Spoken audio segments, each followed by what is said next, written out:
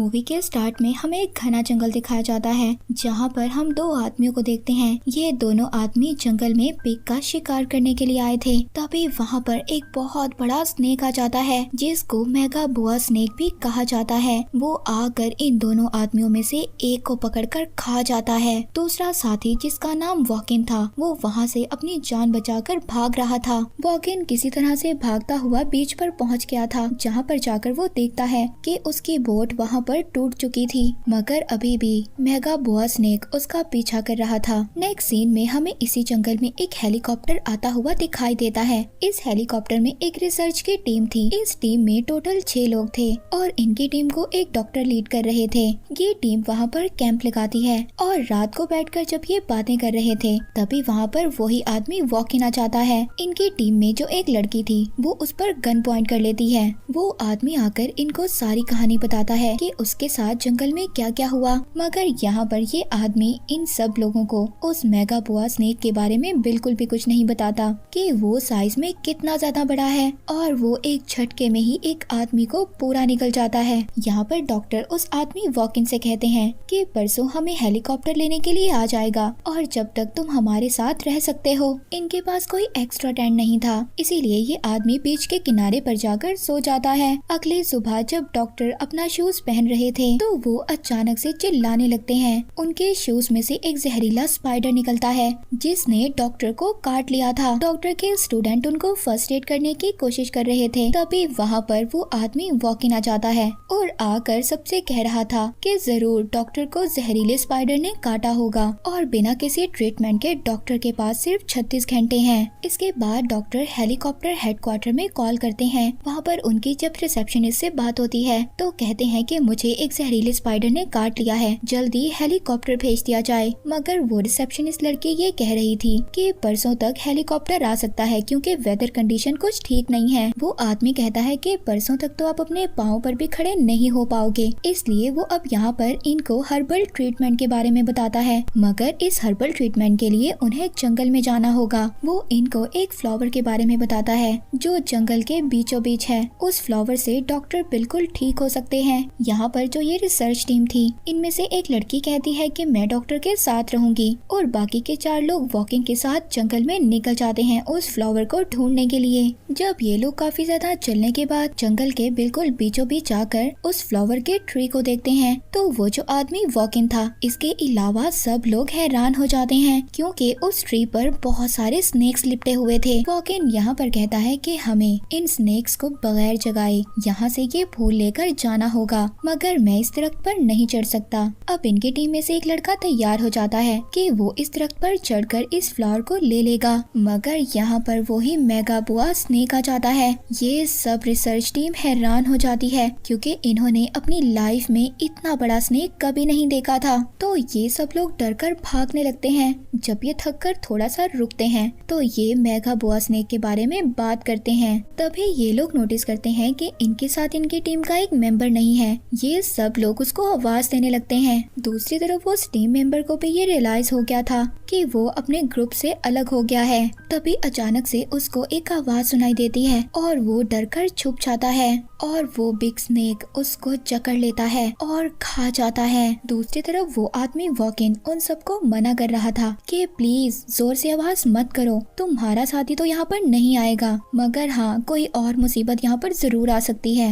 ये सब लोग प्लान करते हैं कि इन्हें दोबारा से उसी ट्री के पास जाना होगा क्योंकि वहीं पर इन्होंने अपने साथी को देखा था। वो आदमी वॉकिन कहता है कि मेरे पास ट्रैंकुलाइजर्स हैं जिससे कि अगर दोबारा से उसके सामने वो मेगा बुआ स्नेक आ जाएगा तो वो उसको डिस्ट्रैक्ट कर सकता है। तभी उस रिसर्च टीम में से एक लड़की कहती है कि मेरे पास भी फ्लेयर गन है जिसमें 3 बुलेट्स हैं और मैं भी उस बिग स्नेक को डिस्ट्रैक्ट कर सकती हूँ। लेकिन इनकी टीम में जो दूसरी लड़की थी वो बहुत ज्यादा डरी हुई थी, वो वहाँ पर जाने के लिए तैयार नहीं थी।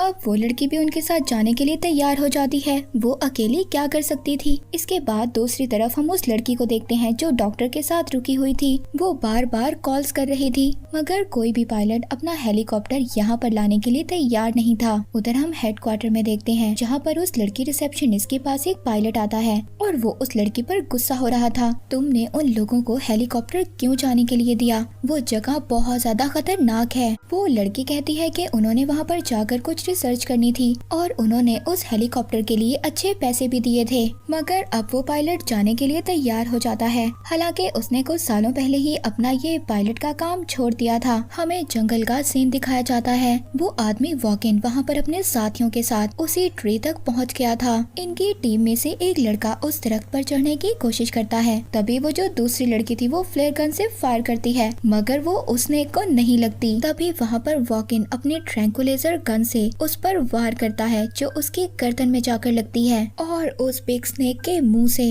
उनके साथी की डेड बॉडी बाहर निकलती है, जिसको वो खा गया था। ये देखकर वो लड़का जो दरख्त पर चढ़ रहा था वो नीचे गिर जाता है और ये अब चारों भागकर दूर चले जाते हैं। वो आदमी कहता है कि मेरे पास डायनामाइट है और हमें अपने साथी की डेथ का बदला उस बिग स्नेक से लेना होगा, और हाँ, हम साथ ही उस फ्लावर को भी लेकर जाएंगे। अगर हमने उस फ्लावर को ना लिया तो हम अपने साथी डॉक्टर को भी मरता हुआ देखेंगे। ये सुनकर लड़की बहुत ज्यादा हैरान होती है। कहती है, अच्छा तुम्हारे पास डायनामाइट है तो तुम इस जंगल में क्या कर रहे हो? वो कहता है कि इस जंगल में बड़ी छोटी बहुत ज्यादा मुसीबतें हैं। ये सुनकर वो लड़की कहती है कि तुम्हें पहले ही पता था इस स्नेक के बारे में और तुम जानबूझकर हमें इस जंगल में लाए हो। वो वॉकिन पर बहुत ज्यादा गुस्सा करते हैं और अब वो तीनों मिलकर ये डिसाइड करते हैं कि वो वॉकिन के बगैर ही अपने कैंप तक वापस जाएंगे। वॉकिन कहता है कि तुम मेरे बगैर अपने कैंप तक वापस नहीं जा सकते, क्योंकि इस जंगल में जगह जगह खतरा है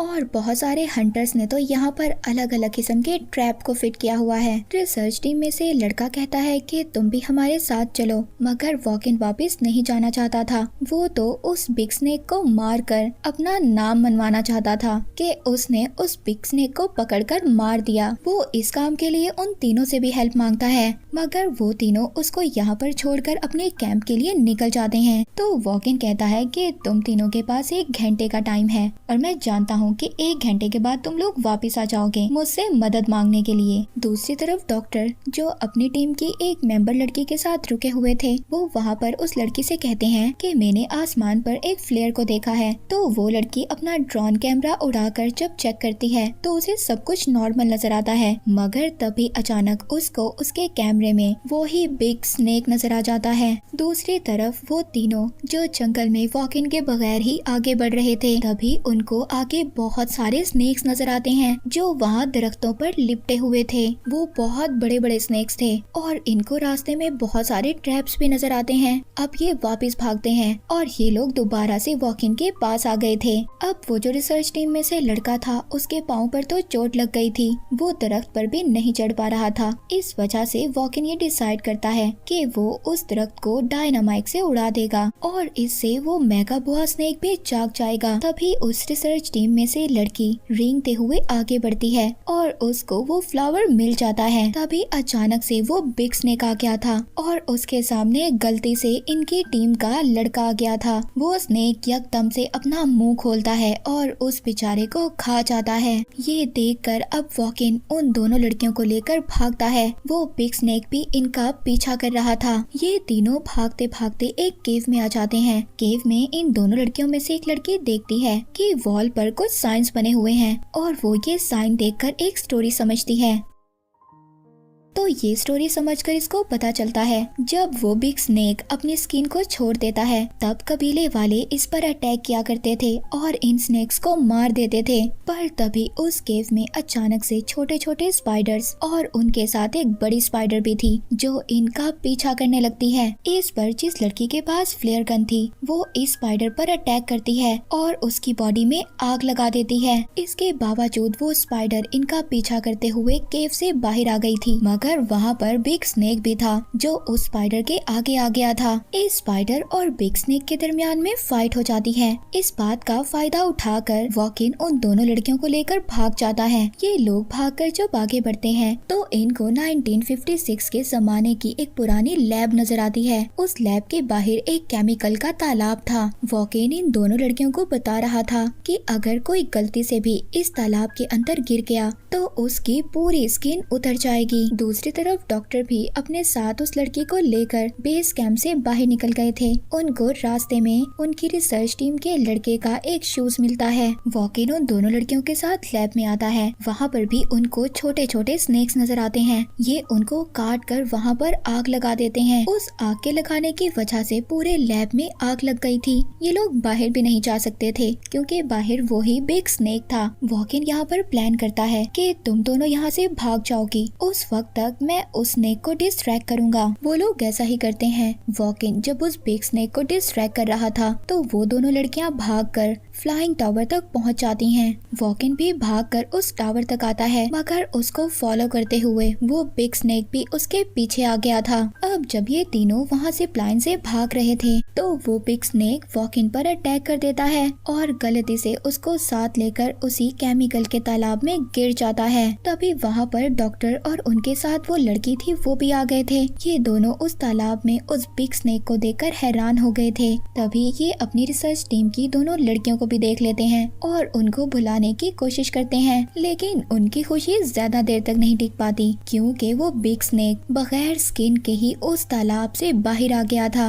वो डॉक्टर पर अटैक करने के लिए बढ़ता है, मगर तभी जो रिसर्च टीम की लड़की थी जिसने केव में स्टोरी को पढ़ा था, उसको उस केव की स्टोरी याद आ जाती है कि कैसे जब इस मेगाबुआ स्नेक की स्किन रिमूव हो जाती है तो कबीले वाले इसको मार देते थे। अब ये दोनों लड़कियां मिलकर उस स्नेक पर अटैक करती हैं, जिससे कि उसकी स्किन कटने लगती है। वो स्नेक गुस्से में आ गया था और वो तभी एक लड़की को खा जाता है, मगर वो लड़की उसके मुंह में जाकर उसको नाइफ से स्टैब कर देती है। वो उसके दिमाग पर वार करती है, जिससे कि वो मेगाबुआ स्नेक मर गया था और वो लड़की किसी न किसी तरह बाहर आ जाती है। पर तभी वो तीनों लड़कियां देखती हैं कि डॉक्टर की हालत खराब हो रही थी। उसको वो जो ऑर्चिड फ्लावर मिला था वो पीस कर डॉक्टर को खिला देती है, जिससे कि डॉक्टर को थोड़ा सा आराम मिल जाता है। तभी हम देखते हैं वो पायलट हेलीकॉप्टर ले आया था, जिसने लड़की से कहा था कि मैं उनकी हेल्प के लिए जरूर जाऊंगा, और वो चारों जिंदा इस आइलैंड से निकल गए थे। वो हेलीकॉप्टर में बैठकर चले जाते हैं, मगर उनकी टीम 6 लोगों की थी, जिसमें से सिर्फ 4 लोग रह गए थे और 2 को वो बिग बुआ स्नेक खा गया था। मगर इस आइलैंड पर से इनके जाने के बाद वहाँ पर एक और बिग बुआ स्नेक आ गया था और वो डेड स्नेक की बॉडी को निगल जाता है। ये मूवी यहीं पर एंड हो जाती है।